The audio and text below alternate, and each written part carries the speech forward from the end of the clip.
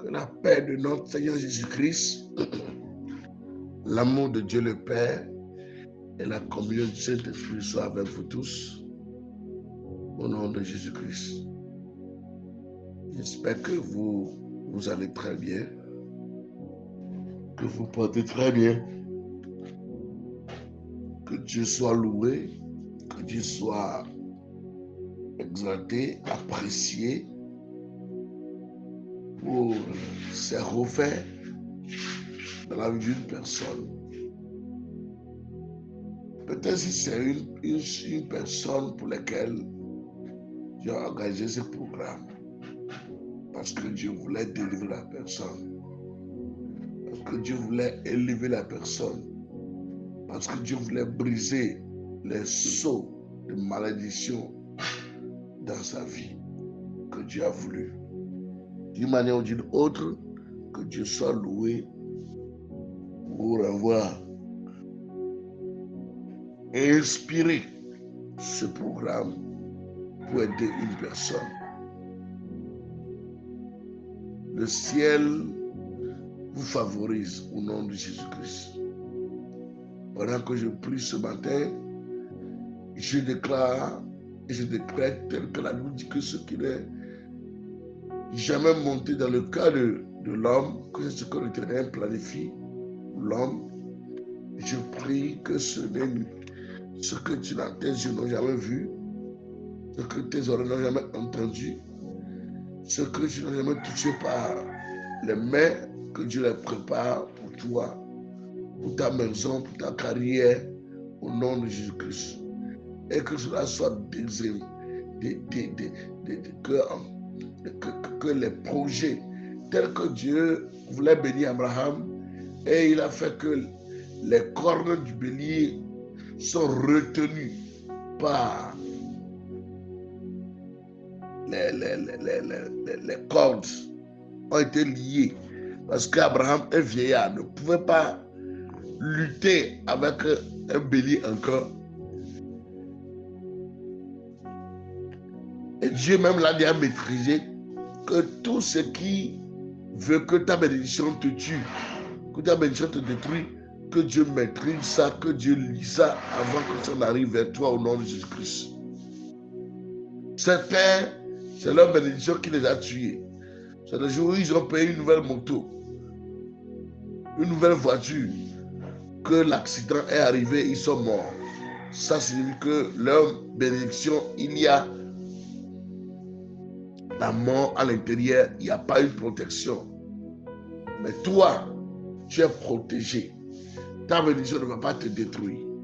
Ta bénédiction ne va pas te tuer, ni financièrement, dans le côté matrimonial, sanitaire, émotionnel, spirituel, à tous égards au nom de Jésus-Christ.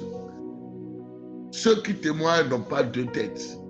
La Bible a dit que Daniel, le prophète Élie était un homme comme nous, mais il a parlé et le ciel est fermé 3 ans et demi.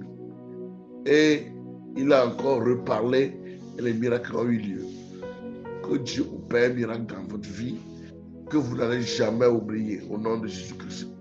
Qu'il opère, qu'il agit, qu'il manifeste sa grande grâce dans votre vie et que vous n'allez jamais oublier. Qu'il glorifie son nom dans votre vie avec un témoignage majeur, un témoignage indéniable qu'on ne peut pas nier au nom de Jésus-Christ. Et nous étions en train de parler des schémas maléfiques, des malédictions, des événements négatifs qui se produisent dans notre vie, qui se produisent dans un lieu, dans la vie d'une personne ou dans une famille. Et ce schéma négatif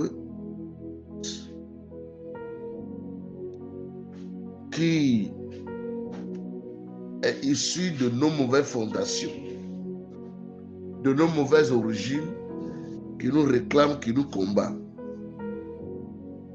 Et nous avons parlé sur plusieurs sujets déjà, dont je ne pense pas que je dois revenir en arrière. Pour ceux qui n'ont pas encore écouté le reste des messages, ils nous écrivent en inbox, nous allons leur envoyer le lien pour qu'ils puissent aller suivre tout l'enseignement dès le premier jour et ils comprendront beaucoup de choses qui se passent dans leur vie aujourd'hui.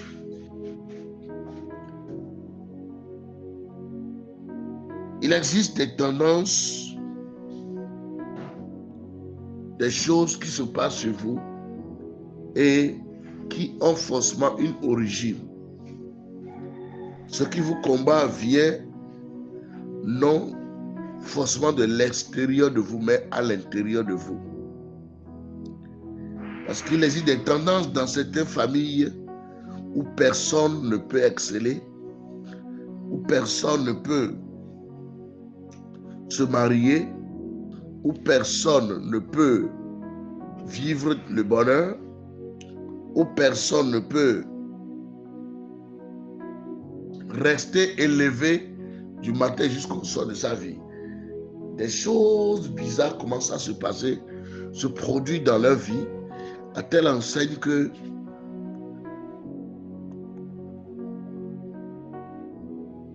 on ne ferait pas la différence entre chrétiens et païens, parce que le même événement qui se passe sur le païen de cette famille, c'est la même chose qui se passe sur le chrétien.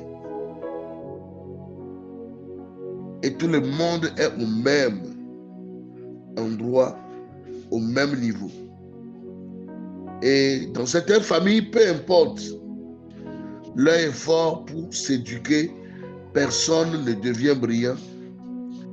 Et certaines personnes restent au poste de domestique toute leur vie.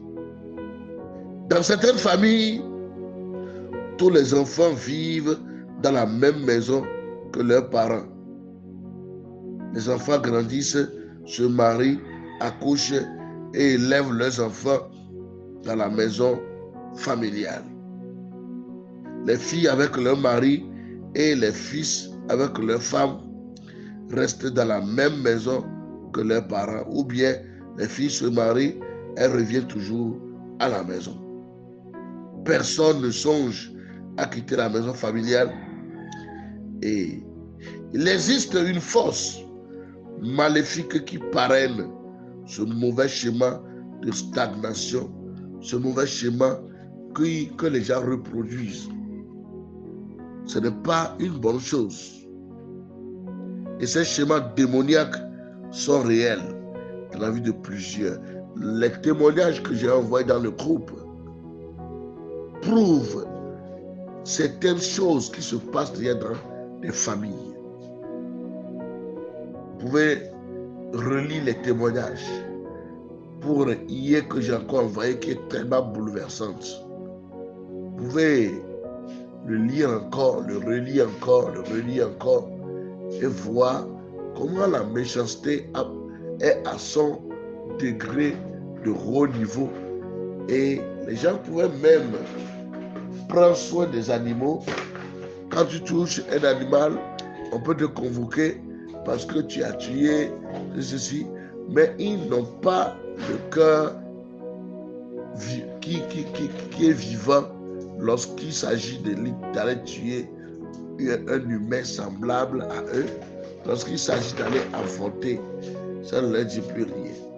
Vous comprendrez que Satan a renversé les pensées, les mentalités. Les mauvaises fondations ont conduit les gens dans des schémas auxquels ils ne voudrions pas voulu être s'ils sont normaux. Est-ce que je parle à quelqu'un?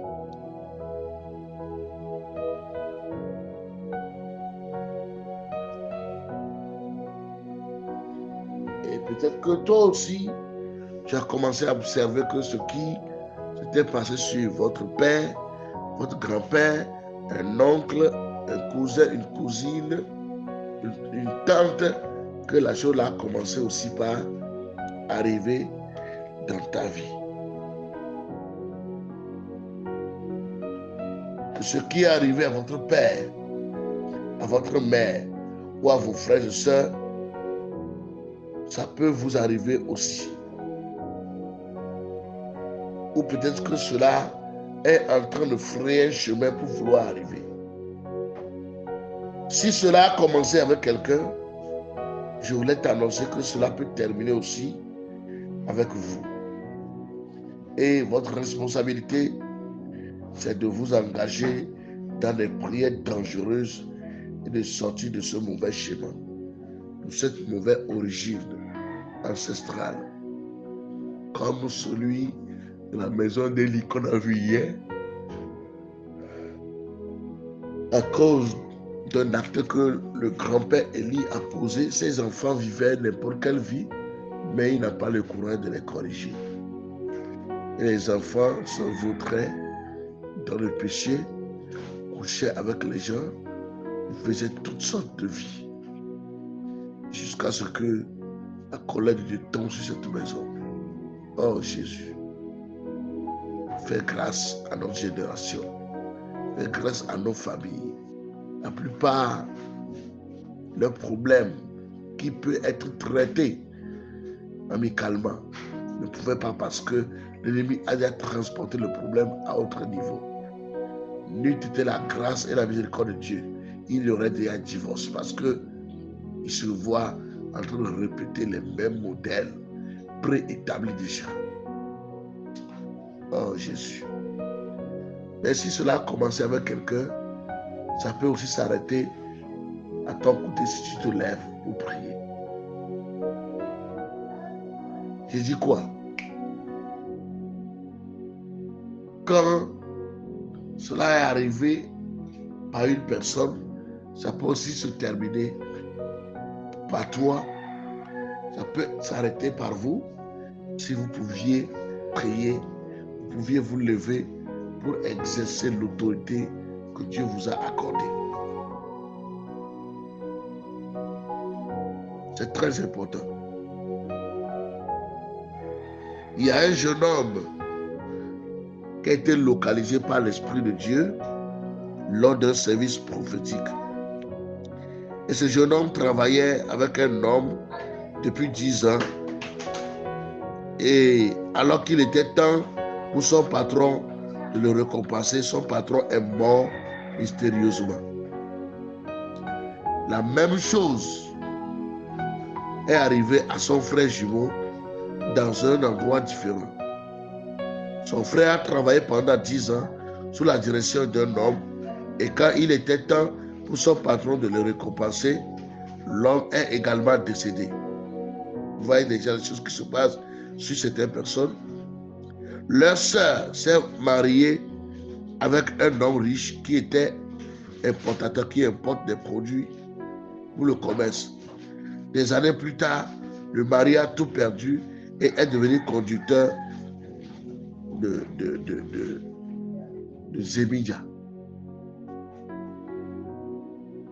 Bien aimé, ce qui combattait les frères et les sœurs a automatiquement affecté le mari de la sœur en raison du mariage.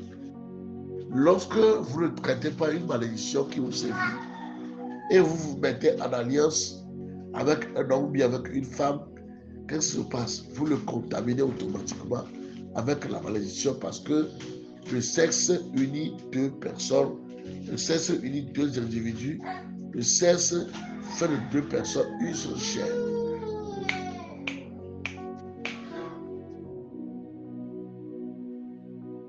C'est le sexe qui unit deux personnes, qui unit deux individus. Et lorsque vous ne traitez pas, vous allez contaminer les autres avec la malédiction qui vous sévit. Et je vais parler, je crois, de la famille des Récabites dans Jérémie 35. Lorsque vous voyez dans Jérémie 35, il y a une malédiction qui sévissait cette famille, et Dieu avait envoyé Jérémie d'aller briser. Et dans cette famille, personne ne construisait maison. Dans cette famille des Récabites, personne ne peut être élevé, personne ne peut être riche, personne ne peut avoir des terres, personne ne peut vivre heureux. Ils doivent vivre malheureux, vivre sous des tentes, dans la pauvreté, en contrepartie pour vivre longtemps, pour avoir la longévité. C'est ça là qui a été l'alliance qu'a fait Jonadab, leur grand-père. Vous voyez, il y a des grands-pères qui ont pris des décisions à la hâte et ces décisions ont coûté très cher à leurs descendants. Les décisions que certains grands-mères ont prises, ça a coûté très cher. Il y a une grand-mère, son fils était très très très riche. Et ils ont tué son fils. C'est au Togo ici que ça s'est passé dans mon village. Donc je ne te parle pas de quelque chose d'ailleurs.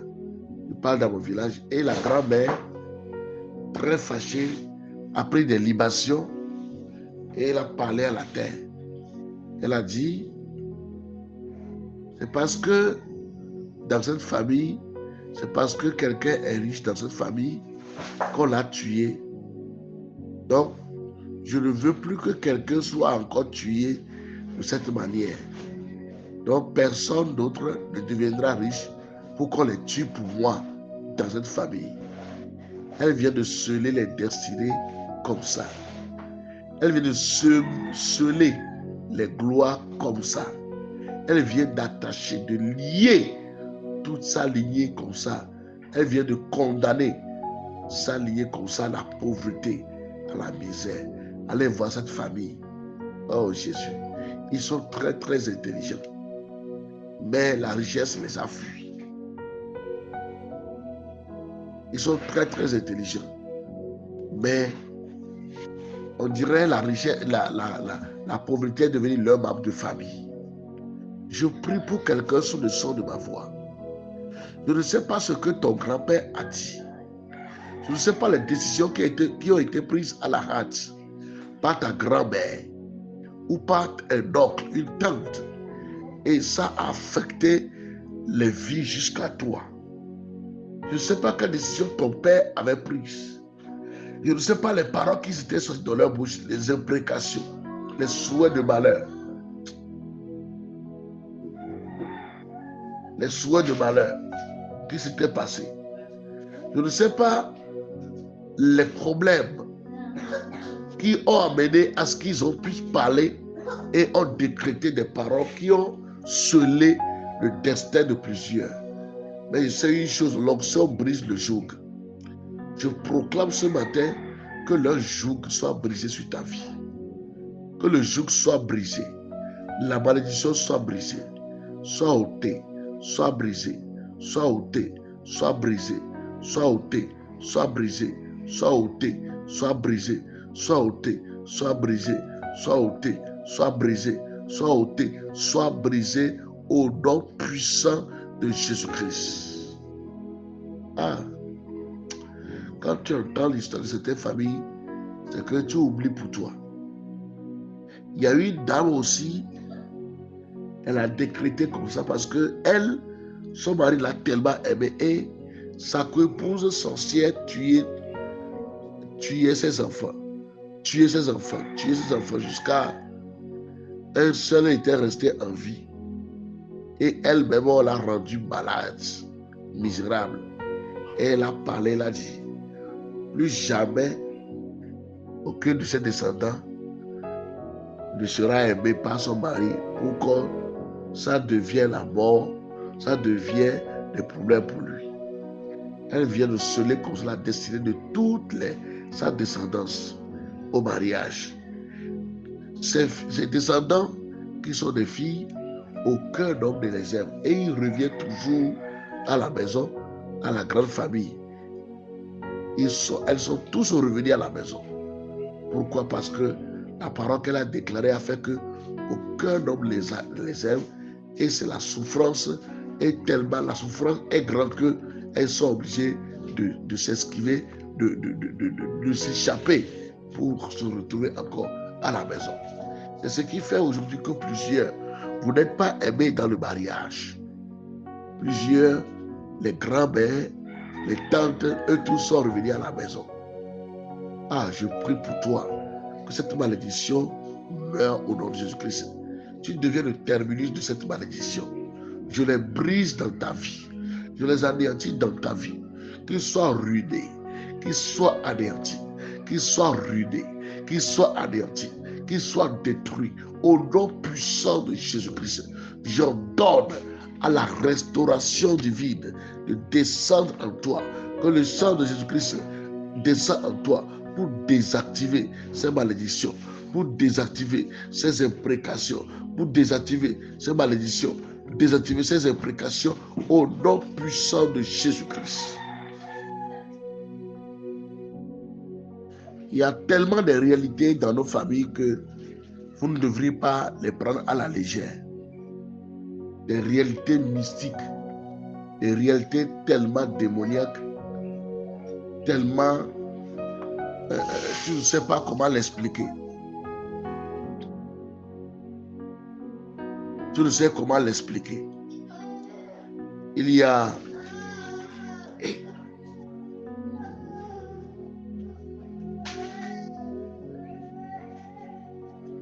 Il y a dans une famille un homme qui s'est marié avec une dame d'une famille dans laquelle les femmes deviennent folles si un homme perd leur dot. Vous voyez? Dans cette famille, si jamais on paye ta dot, tu deviens fou. Ou bien un problème bizarre va t'arriver. C'est pas trop bizarre ça?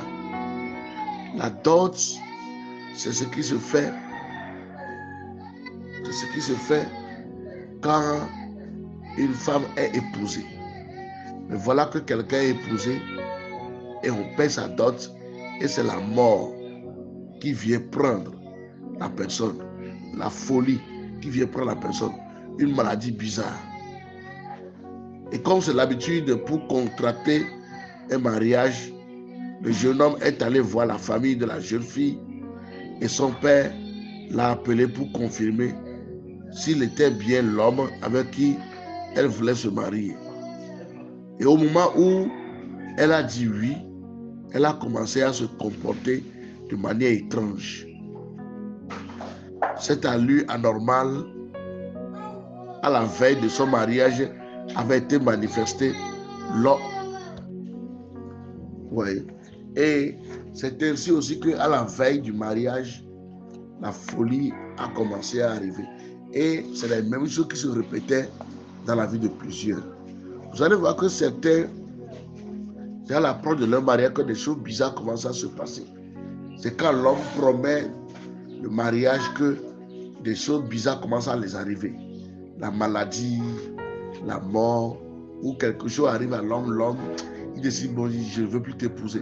Ou bien l'homme disparaît sans trace. Parce qu'il y a une réclamation venant d'une mauvaise fondation dont personne ne peut épouser quelqu'un dans cette maison.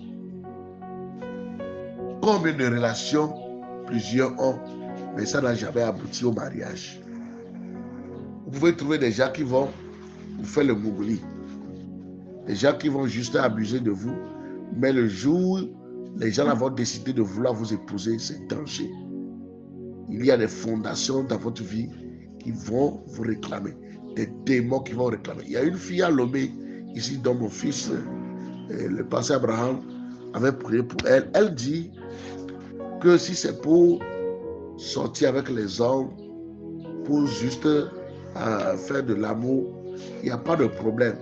Elle peut aller d'homme en homme et tout va bien dans sa vie.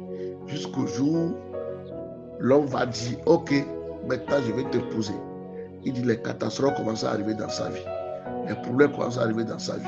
Ce n'est pas un homme, ce n'est pas deux hommes, ce n'est pas trois hommes. Et il dit, les hommes là finissent pauvres. Elle dit, elle-même, c'est dans sa bouche que les hommes là, quand ils décident que maintenant on va te marier, les hommes là finissent pauvres.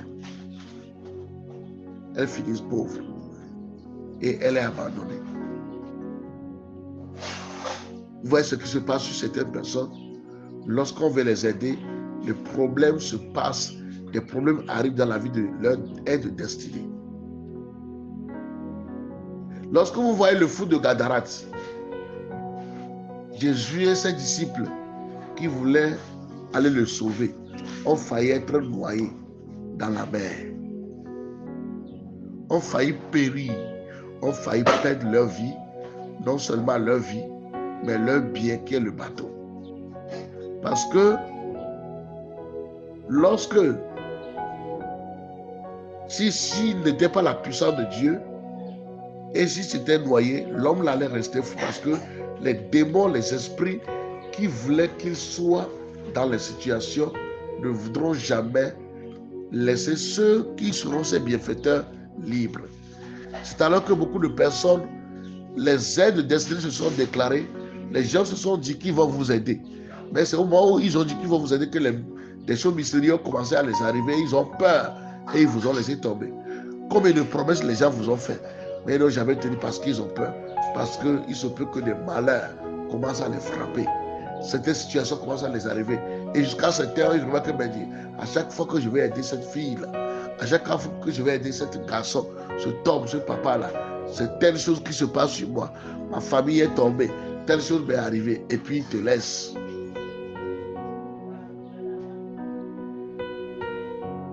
C'est ça la vie de plusieurs.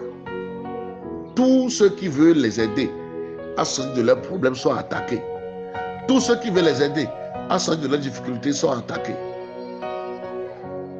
Et ces personnes sont des personnes destinées, des personnes destinées à la grandeur, des personnes destinées à la grandeur. Mais voilà ce que le diable a fait, ce que le diable a fait pour pouvoir les mettre dans leurs problèmes. Lui était l'onction sur Jésus-Christ, ce serait la fête. Ils allaient retourner. C'est alors que plusieurs de vos bienfaiteurs sont retournés. Ils n'ont pas pu vous aider. Plusieurs ont dit, ah, j'ai failli perdre mon foyer à cause de lui que je vais aider. J'ai failli perdre mon entreprise à cause d'elle que je vais aider. J'ai failli perdre ma santé. J'ai failli perdre telle et telle chose. Ils vous abandonnent. Sachant que vous-même, vous avez une grande destinée. Parce que le fou de Gadara avait une grande destinée. C'est le délivreur de 10 villes. C'est l'évangéliste qui allait délivrer 10 villes. Mais le voilà lié. Le voilà dans les liens. Et les démons ne veulent pas que quelqu'un vienne le lier. Les esprits familiers ne veulent pas qu'il soit libéré. Sa fondation veut le voir dans la folie, veut le voir dans le cimetière pour l'empêcher à ce que sa destinée s'éclore. Et tous ceux qui veulent venir en aide pour qu'il sorte de cette situation, il veut le détruire. Je prie pour quelqu'un. Toute malédiction attachée à ta vie, qui chasse tes bienfaiteurs, qui chasse tes prétendants, qui chasse tous ceux qui veulent venir t'aider à démarrer un commerce, à démarrer une affaire, à te marier, à soutenir le ministère ou quelque chose d'une manière ou d'une autre, et que les combats commencent à arriver. Jusqu'à il remarque que c'est à chaque fois qu'il veut vous aider que ces choses arrivent. Je déclare toute fondation qui suscite ces combats dans leur vie, toute fondation auquel se trouvent ces démons qui combattent vos bienfaiteurs. La fondation est renversée par le sang de Jésus-Christ. Et tous les démons enragés, tous les esprits familiers enragés dessus sont paralysés, anéantis et boutés dehors au nom puissant de Jésus-Christ. Les choses se passent terriblement, vraiment. Terriblement, terriblement. On veut aider, mais Jésus allait perdre sa vie. L'apôtre Pierre allait perdre sa vie et il va laisser sa femme veuve, ses enfants orphelins, etc. etc. Observez dans votre famille, c'est le mariage qui a causé la mort aux hommes. Il veut vous épouser, vos maris, et ils sont morts. Parce que dans votre famille, les gens perdent toujours leur mari. Les gens deviennent toujours veuves. Les gens deviennent toujours veuves dans votre famille. Quelque chose de mystérieux les arrive. Je prie pour ta délivrance ce matin. Je libère l'onction de la délivrance dans ta vie.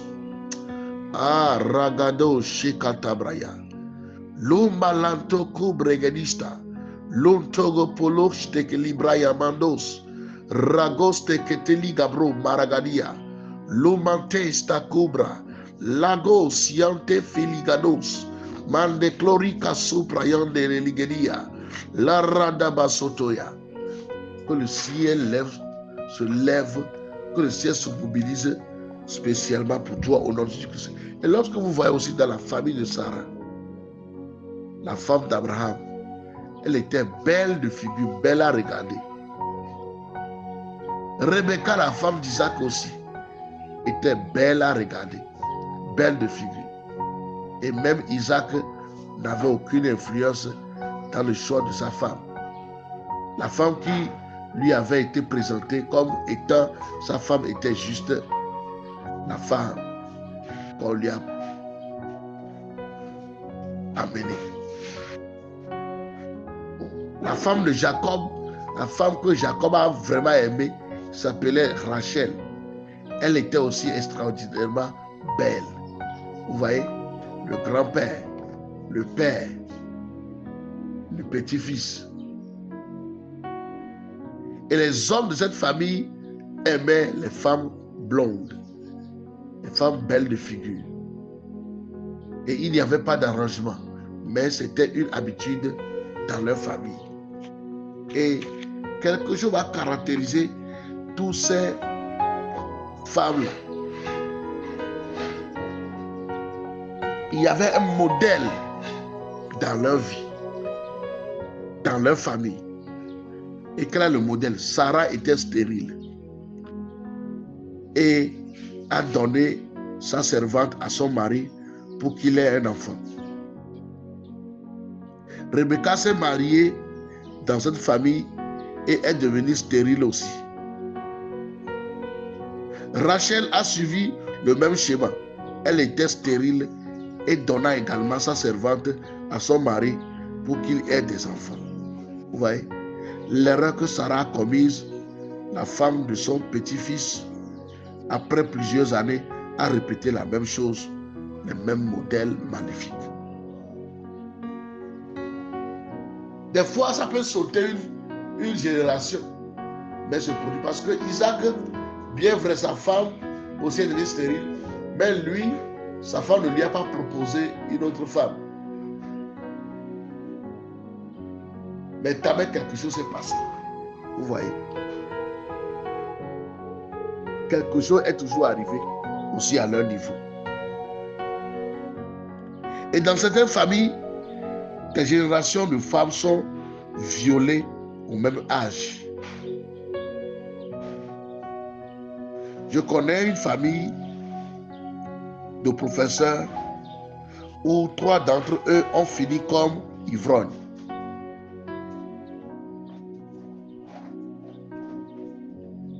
L'un d'eux a voyagé à l'extérieur et est revenu des années plus tard avec pratiquement rien.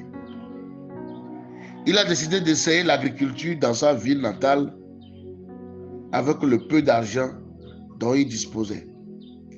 Ses récoltes ont commencé à mourir sans raison. Et aujourd'hui, il vit au jour le jour comme un oiseau. Les hommes de la famille étaient excellents sur le plan académique, mais personne ne pouvait dépasser un niveau particulier malgré les nombreux diplômes. Il y avait une limitation dans la famille et quiconque tenait ou tentait de réaliser de grandes choses mourait prématurément. Les mauvaises fondations poussent les hommes à stagner dans la vie, tandis que d'autres font des pas en arrière. Quand ils font 3 pas en avant, ils peuvent faire 10 pas en arrière. Et c'est ça la vie de beaucoup de personnes. Dans votre famille, vous étudiez très bien. Vous avez de grands études, de grands intellectuels dans votre vie, de grands diplômés, mais qui sont vides, qui ne servent à rien. Parce qu'il y a une malédiction, parce qu'il y a une fondation qui sévit. Tu es un grand entrepreneur de BTP, un grand maçon, grand menuisier. Vous êtes de grands entrepreneurs dans votre famille. Mais Lorsqu'on regarde dans votre vie, le travail que vous faites par rapport à votre réalisation, on voit le contraire. On voit que ça ne concorde pas. Vous travaillez comme des éléphants dans votre famille, mais vous mangez comme des fourmis. Vous avez des résultats de fourmis. Pourquoi? Parce que c'est la fondation qui est en train de parler. Et avec cette connaissance que vous êtes en train de recevoir maintenant, vous êtes en mesure de poser des questions et d'examiner de près votre famille à la recherche de schémas démoniaques secrets causant du tort aux membres de votre famille. Des modèles dans votre famille qui se manifestent chez des membres particuliers de votre famille. Et vous devez donc être vigilant physiquement et plus important encore spirituellement. C'est très important. La malédiction ne vous laissera pas vivre le bonheur dans la vie. Ça ne vous laissera pas vivre le bonheur dans la vie. Je connais une famille, ils sont très intelligents. Ils étaient des premiers. Mais d'autres sont devenus soulards. Et d'autres, c'est aller chercher femme d'autrui. C'est des vies bizarres dans lesquelles ils ont fini. Même la plupart parmi eux qui sont des chrétiens mènent des vies. Ce sont même des vies bizarres. Ce sont ceux qui sont devenus tellement durs, qui comprennent ces genres d'enseignements que je vous enseigne. C'est eux seulement qui sont sortis de ça. Et c'est eux seulement qui ont pu exceller. Mais les autres qui n'ont pas compris ou ils n'ont pas entendu ce genre de message, ils vivent des vies bizarres. Quand vous voyez les cheveux de leur tête, vous allez penser que c'est une personne qui a les cheveux kwashiorkor. Une personne qui est dans un pays de guerre où il n'y a plus de nourriture, il ne mangeait plus. Je prie pour quelqu'un que toute malédiction, toute fondation maléfique qui a transporté votre vie au malheur, à la destruction, et regarde ta vie. Ta vie ressemble à un monstre. Ta vie n'a pas de sens. Ta vie est informe et vide. Ton foyer est informe et vide. Ta vie professionnelle est informe et vide. Ton ministère est informe et vide. Je décrète et déclare que cette malédiction soit brisée au nom puissant de Jésus-Christ. Par l'onction que je porte sur ma vie, je déclare la destruction de cet hôtel, la destruction de cette malédiction dans ta vie. Au nom de Jésus-Christ, sois libéré, sois affranchi. Sois libéré, sois affranchi. Sois libéré, sois affranchi. Sois libéré, sois affranchi. Sois libéré et sois affranchi au nom de Jésus-Christ. Certains, parce qu'il y a la polygamie dans leur famille, ils sont devenus des chrétiens, mais la chose les poursuit juste pour qu'ils répètent la même chose comme les autres personnes de la famille. Ils ont fait les mariages en Christ, mais les tentations là arrivent. L'ennemi qui avait détruit le foyer de leurs parents continue toujours à sévir d'une manière ou d'une autre. Je prie pour ta délivrance au nom de Jésus-Christ. Ceux qui avaient détruit le foyer de ta grand-mère, de ta maman, il n'est pas resté sous un seul mari. Et toi, tu t'es marié en Christ, mais ça te poursuit. Je déclare ta liberté, je déclare ta délivrance. Je déclare ta liberté, je déclare ta délivrance au nom puissant de Jésus-Christ. Ce qui est arrivé à tes parents, ce qui est arrivé à tes oncles, ce qui est arrivé à tes tantes, je déclare que toi, tu es le terminus. Ce qui a tué les Jacques de votre famille, toi, tu es Pierre. Ton cas est différent. Tu es Pierre. Ton cas est différent. Écris mon cas est différent. Écris mon cas est différent. Déclare mon cas est différent. Et ton cas est différent. Ton cas est différent. Ton cas sera différent. L'épée qui a tué Jacques, la prison qui a arrêté Jacques, a arrêté Pierre, mais ne l'a pas tué. Pierre a été libéré parce que quelqu'un a prié pour lui. Parce que je prie pour toi ce matin. La prison qui a détruit la vie des autres, la prison, l'esclavage, les démons qui ont détruit la vie des autres, les malédictions qui ont nuit à la vie des autres, les malédictions, les fondations qui ont renversé les autres, parce que quelqu'un prie pour toi. Toi, tu sors de leur lot. Toi, tu es délivré de leur lot. Toi, tu as franchi de leur lot. Tu as franchi de leur lot. Tu as franchi de leur lot. Vous aidez les personnes. Et au moment où on doit vous aider, on doit se souvenir de vous. Quand vous avez des problèmes, personne ne vient à votre aide. Et tu vois dans ta famille, c'est la même chose. Ton papa aidait tellement les gens. Mais quand lui il est dans le problème, il ne trouve jamais d'aide. Ta maman aidait tellement les gens.